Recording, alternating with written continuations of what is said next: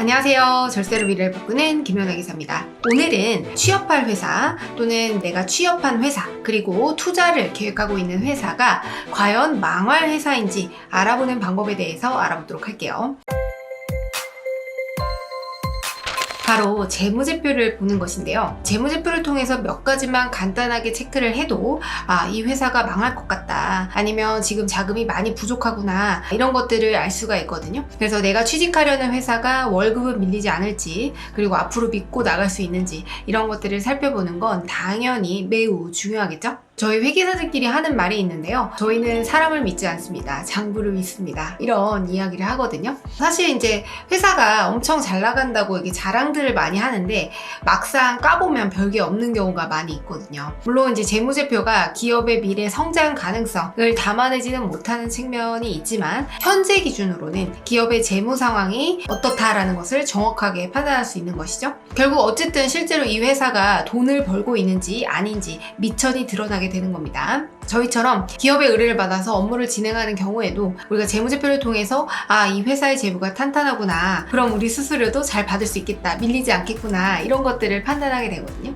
제가 재무제표를 볼 때 중점적으로 보는 몇 가지를 소개해 드리도록 하겠습니다. 먼저 이제 일정 규모가 넘어가는 회사의 경우에는 전자공시 시스템이라고 해서 다트라고 하는 사이트가 있거든요.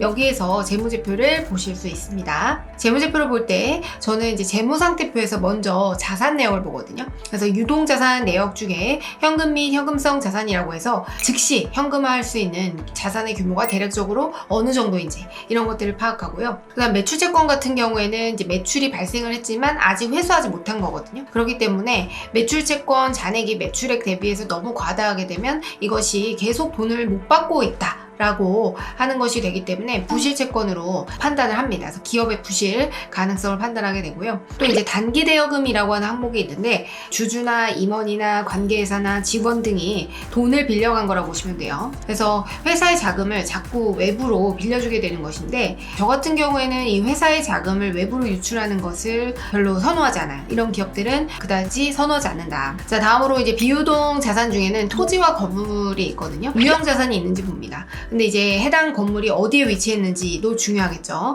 그래서 강남에 위치를 했는데 이게 10년 전에 취득한 건물이다 라고 하게 되면 사실 재평가를 하지 않는 이상 재무제표의 경우에는 과거의 취득 당시 가액으로 계상이 되어 있거든요. 그렇기 때문에 지금 10년이 지났으니까 거의 2배 정도의 가치를 지니겠구나, 이런 식으로 판단을 하는 거죠. 땅만 한 게 없잖아요. 건물보다는 토지가 중요합니다. 땅이 중요하고요. 만약에 이제 재평가를 통해서 이제 시가가 재무제표에 반영이 됐다면 그 자본 항목 중에 그 유형자산 재평가 이익이라고 하는 항목이 있을 겁니다. 그래서 이것을 찾아보시면 되겠고요. 자, 다음으로 그 재무제표 항목 중에서 부채 비율도 중요하게 생각을 하는데, 부채 비율은 이제 바로 이제 부채를 자기 자본으로 나눈 비율이라고 보시면 돼요. 그래서 부채 비율은 200% 이하가 저는 적정하다고 판단을 하거든요. 그래서 부채라는 것이 물론 레버리지라고 하는 효과를 통해서 기업의 자산을 증대시키고 하는 그런 효과가 있긴 하지만 부채는 부채인 겁니다. 기업이 갚을 능력에 비해서 과다하게 부채를 가지고 있으면 결국에는 망할 수밖에 없거든요. 그래서 만약에 이제 부채가 60억, 자본이 40억이다 라고 하게 되면 빌린 돈 60억 그리고 내 돈 40억을 가지고 100억 정도의 자산을 취득했다, 자산을 형성했다라고 보시면 되고요. 부채 비율이 150%다 라는 거죠. 이 경우에는 그 경우에는 이제 200% 이하니까 이 정도는 괜찮네, 이렇게 할 수 있겠죠. 물론 이제 60억은 남의 돈이니까 결국에는 이제 회사의 자산을 팔든 아니면 돈을 벌어서 갚든 해야 되는 겁니다. 자, 다음으로 유보율이라고 하는 게 있는데요. 유보율이라고 하는 것은 이제 기업의 잉여금을 납입 자본금 비율로 나눈 비율을 의미하게 됩니다. 여기서부터 어려워지죠? 그러니까 쉽게 말해서 회사가 그동안 벌어들인 이익을 회사 밖으로 유출을 하지 않고 금고에 남겨둔 비율이라고 생각하시면 돼요. 그래서 이 비율은 높을수록 좋고요. 회사가 추후 성장과 그리고 재투자를 위해서 계속해서 이제 자산을 사회로 유출시키지 않고 유보시켜 둔 거죠. 그렇기 때문에 이 비율이 높을수록 굉장히 안전한 기업이구나, 이런 것들을 판단할 수가 있겠습니다.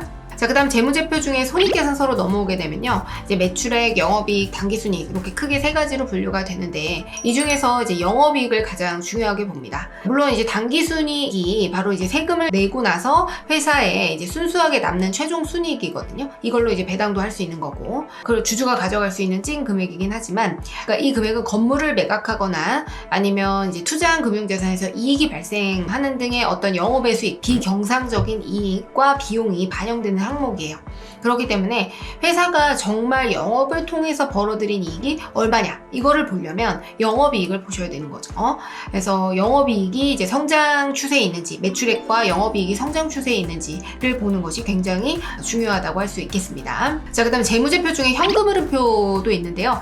여기에는 이제 영업활동 현금흐름, 재무활동, 투자활동 이렇게 크게 세 가지로 나눌 수가 있는데, 제가 이제 선호하는 재무제표의 형태는 이 영업활동을 통해서 벌어들인 현금흐름이 플러스고, 이걸 가지고 이제 투자활동이나 재무활동이 이제 마이너스인 경우에 해당이 됩니다. 그러니까 영업으로 벌어들인 돈으로 투자도 하고 또 주주들한테 배당도 하고 그리고 빚도 갚고 이렇게 하는 훌륭한 기업이라는 것을 이제 의미하게 되거든요. 망하는 대부분의 기업은요, 영업활동 현금 흐름이 마이너스인 상황이에요. 그런 상태에서 재무활동이 플러스인 거죠.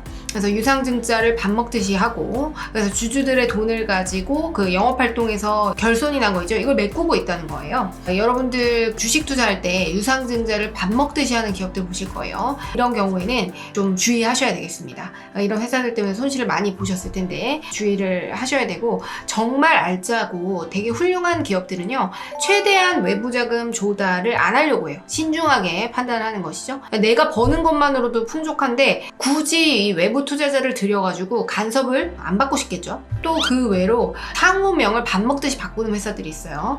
이런 회사도 기존상으로 이제 본인 회사가 영위해온 기득권과 그 역사가 있는데 이걸 포기하는 거죠. 이름을 바꾼다는 거는. 그래서 상호명을 변경한다는 것 자체가 이 약간 비즈니스를 리프레시하는 그런 효과도 있긴 하지만, 한편으로는 뭔가 좀 꺼림칙하고 기존의 과오를 덮고자 하는 새로운 회사인 것처럼 보이려는 그런 의도적인 행위일 수가 있거든요.